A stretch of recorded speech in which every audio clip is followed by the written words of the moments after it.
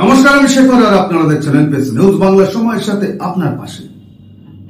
এই লোকসভা নির্বাচনে এই হাওড়া সদরে রথীন চক্রবর্তী, প্রসূন ব্যানার্জি এবং ইন্ডিজোট প্রার্থী কমরেড সব্যসাচী চ্যাটার্জি, তার অবস্থান কি হবে? তিনি কি পারবেন জনগণের রায়কে নিজে করে নিতে? তিনি কি পারবেন এই হাওড়া সদরে সিংহাসনে বসতে?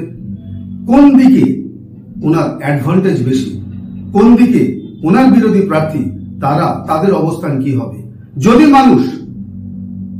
মানুষ নির্দ্বিধায় নিশ্চিন্তে ভোট দিতে পারে, তাহলে কি কমরেড সব্যসাচী চ্যাটার্জির গলায় বা ঝুলিতে আসবে হাওড়া সদরের লোকসভার এই আসনটি? কি বললেন পাঁচলায় কংগ্রেস এর নেতা, শুনব।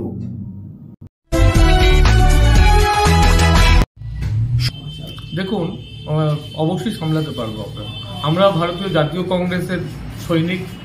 আমরা পাঁচলা কংগ্রেসের তরফ থেকে পাঁচলা ভারতীয় জাতীয় কংগ্রেসের আমরা যারা এখানে আছি উপস্থিত, আমাদের হাইকমান্ডের নির্দেশ অনুযায়ী বামফ্রন্টের সঙ্গে যে চুক্তিবদ্ধ যে জোট করা হয়েছে সাধারণ মানুষের জন্য, সেই জোটের পক্ষে এবং সব্যসাচীদার পক্ষে আমরা যত রকম আমাদের চেষ্টা আছে নিয়ে লড়াই করব।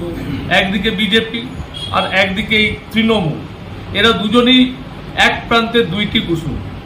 কবি নজরুলের আমরা এক প্রান্তের দুইটি কুসুম জানি, এদের আবার এক প্রান্তের দুইটি কুসুম মানে এরা কেউ গণতন্ত্র পছন্দ করে না, এরা লুটেরা।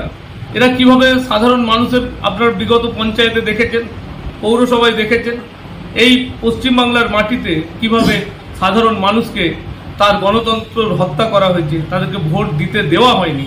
তার সাথে সাথে আপনি নরেন্দ্র দামোদর মোদী, আমাদের প্রধানমন্ত্রী, সে যেভাবে দেশটাকে চালাচ্ছে, যেভাবে আদানি আম্বানিকে নিয়ে সাধারণ গরিব মানুষের উপর অন্যায় অত্যাচার করছে, কৃষকদের উপর অন্যায় অত্যাচার করছে এবং বেকার যুবকদের চাকরি হচ্ছে না, মানুষ জীবিকার সংকটে এখন হতাশ। কি পশ্চিমবাংলা, কি ভারতবর্ষ? এই জায়গায় দাঁড়িয়ে ভারতীয় জাতীয় কংগ্রেসের দায়িত্ব, এক সময় যারা স্বাধীনতা এনেছিল 1947-এ, সেই দ্বিতীয় স্বাধীনতার লড়াইয়ে আমরা এখানে নেমেছি। আজকে পশ্চিমবাংলার প্রত্যেকটা কংগ্রেস প্রার্থী আপনারা দেখবেন, তারা এমন এমন প্রার্থী আমরা বাছাই করে দিয়েছে, তার জন্য অধীর চৌধুরী এবং আমাদের হাইকমান্ডকে আমরা ধন্যবাদ জানাই। এবং সাধারণ মানুষ, আপনাদেরকে একটা কথা বলে দিচ্ছি, সাধারণ মানুষ যদি নিরপেক্ষভাবে ভোট দেওয়া হয়, আমাদের বুথ এজেন্টেরও দরকার নেই। দেখবেন মানুষ কংগ্রেসকে জয় করবে, এই জোটকে জয় করবে, ইন্ডিয়া জোট জয়ী হবে। আর ভারতবর্ষের দক্ষিণ ভারতে বিজেপির কিছুই নেই। আস্তে আস্তে আপনারা দেখতে পাবেন ভারতবর্ষে আবার কংগ্রেস কিভাবে ফিরে আসছে। তার সাথে সাথে সব্যসাচীদার মতো প্রার্থী এখানে আসার জন্য, এর আগে আমাদের সনাতন দা এসেছিল, আমরা আপ্রাণ চেষ্টা করব ওনাকে কিভাবে জেতানো যায়, ওনাকে কিভাবে বিজয়ী করা যায়। আর তার সাথে সাথে আহ্বান করব পশ্চিমবাংলার জনগণকে, ভারতবর্ষের মানুষকে ইন্ডিয়া জোটকে ভোট দেওয়ার জন্য। আর পশ্চিমবাংলার মানুষকে বলবো বাম কংগ্রেসের জোটকে আপনারা সুষ্ঠুভাবে ভোট দিয়ে আপনারা হতাশ হবেন না, আমরা বিজয়ী হব আপনাদের আশীর্বাদে, আপনাদের ভালোবাসায়। এই মানুষের জন্যই আমরা রাজনীতি করি, আর মানুষই আমাদেরকে আগামী দিনে পশ্চিমবাংলার মসনদে বসাবে। কখনই পড়তে পারে না সব্যসাচীদার মতো একটা ফিটেস্ট ক্যান্ডিডেট, একটা ভদ্রলোক, একটা নাম করা উকিল। আমি ওনাকে খুব কাছ থেকে দেখেছি, আমি লালমোহনদা খুব কাছ থেকে দেখেছি। আমাদের পঞ্চায়েতের অনেক সমস্যা ছিল, উনি বিনা পয়সায় আমাদেরকে সহযোগিতা করেছেন, আমাদেরকে সাজেশন দিয়েছেন। শুধু আমরা নয়, পশ্চিমবাংলার পঞ্চায়েতের বিভিন্ন জায়গার ম্যাক্সিমাম কেস ওনার হাতে গিয়েছিল, সাধারণ গরিব মানুষের কেস। উনি কিন্তু মানে নিজের মন থেকে কারোর উপর কোনো দাবি দাবা না রেখে মানুষের জন্য, এই গরিব মানুষের জন্য লড়াই করেছে। তার সাথে সাথে আমাদের কংগ্রেসের আইনজীবী সেলও ছিল অনেক ভালো। তো সব্যসাচীদার মতো লোককে এই হাওড়া সদরে দেওয়ার, যদি আমাদের কংগ্রেসের হতো আমরা আরও খুশি হতাম। যদিও উনি আমাদের কংগ্রেসের নয়, কিন্তু অ্যাজ আ জোট প্রার্থী, অ্যাজ জোট ক্যান্ডিডেট সব্যসাচীদাকে এখানে দিয়ে আমরা মনে করি, আমরা গর্ববোধ করছি আমরা একটা উপযুক্ত প্রার্থী পেয়েছি। এবং আমরা জানি না কি হবে না হবে, বাট আমরা আপ্রাণ চেষ্টা করব, মানুষের কাছে আমরা আহ্বান করব অন্তত একটা এই সুযোগটা যাতে নষ্ট না করে আজকে আমাদের এই জোটকে যেন বিজয়ী করে। একদম আলবাত হতে পারে, এর আগেও হয়েছে কয়েকজন, কিন্তু আমরাও মনে করি সব্যসাচীদা একটা ডার্ক হর্স, বলা যাচ্ছে না। মানুষের রায়ে তো জয় পরাজয় হয়। মানুষ কি ভেবে রেখেছেন জানি না, যদি সঠিকভাবে নিরপেক্ষভাবে যদি ভোট হয় আমার মনে হয় মানুষ এনাকে বেছে নেবেন এবং আমরাও একটা ভালো লোকসভার সদস্যকে পাবো, যাকে কেন্দ্র বাহিনী যদি সজাগ থাকে, কেন্দ্র বাহিনী যদি সঠিকভাবে কাজ করে, আমরা একটা ভালো প্রার্থী পাবো এবং আমরা একটা ভালো জননেতা পাবো, যাকে সব জায়গায় সব সময় আমরা পাবো। এটা আমরা জানি, অন্তত আমি ব্যক্তিগতভাবে এটা জানি। আমি লালমোহন দা, জালাল দা, আরও আমরা যারা আছি আমরা ওনাকে খুব ভালোভাবে চিনি। আর উনি আশা করি আমাদেরকে নিরাশ করবে না। বিশেষ করে সাধারণ গরিব মানুষ, নিপীড়িত মানুষ, যারা বিপদের মধ্যে আছে, যারা অশান্তির মধ্যে আছে, যাদের কেউ নেই, তাদের জন্য সব্যসাচীদা আমি মনে করি এই হাওড়ায় তাদের অনেক উপকার করে। তার জন্য আমরা যত রকম চেষ্টা করছি। দেখুন, আমরা মানুষের ওপর বিশ্বাস করি, নির্বাচন কমিশনের উপরে।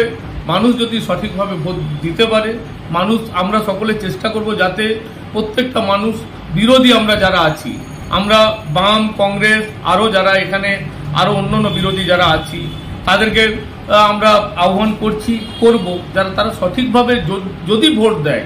কেন্দ্র বাহিনী একদিকে আছে, হ্যাঁ, একদিকে এরা টিএমসি আর বিজেপি দুজনই RSS এর টিম। এই তাপস রায়, আমি বলছি না, আমরা বলছি না, তাপস রায় প্রাক্তন তৃণমূলের, তিনি বলছেন RSS এর টাকাই তো টিএমসিটা ফর্ম হয়েছে। তিনি বলছেন এই কথা। তো এটা তো মাইনরিটিদেরকে বুঝতে হবে। হ্যাঁ, আমরা কাকে ভোটটা দিচ্ছি?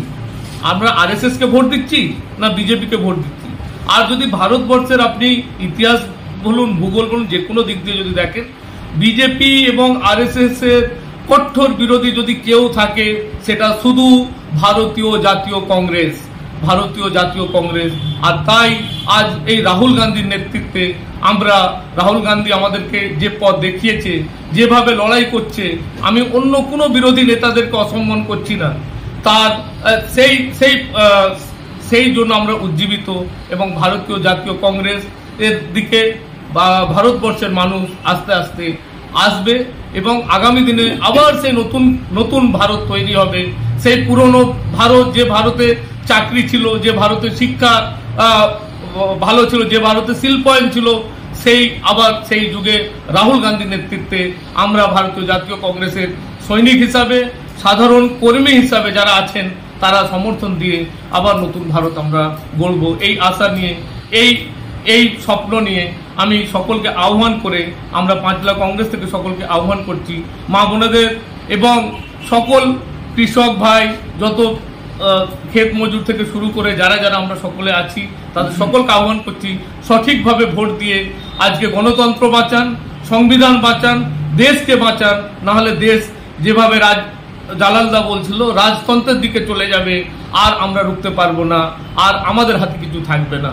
এই বলে আমি আপনাদেরকে ধন্যবাদ জানাই এবং আবার পুনরায় আহ্বান করছি, আজকে যেখানে আমাদের জোটের প্রার্থী আছে, ইন্ডিয়ার প্রার্থী আছে এবং বাম কংগ্রেসের প্রার্থী আছে, সকলকে ভোট দিয়ে জয়যুক্ত করুন আর ভারতবর্ষকে বাঁচান। আপনার নাম?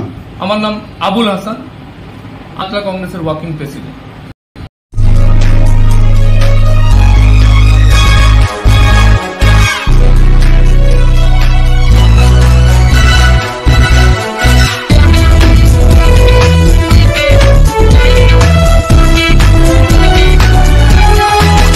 আপনারা দেখছেন MPS নিউজ, সবার সাথে সবার মাঝে।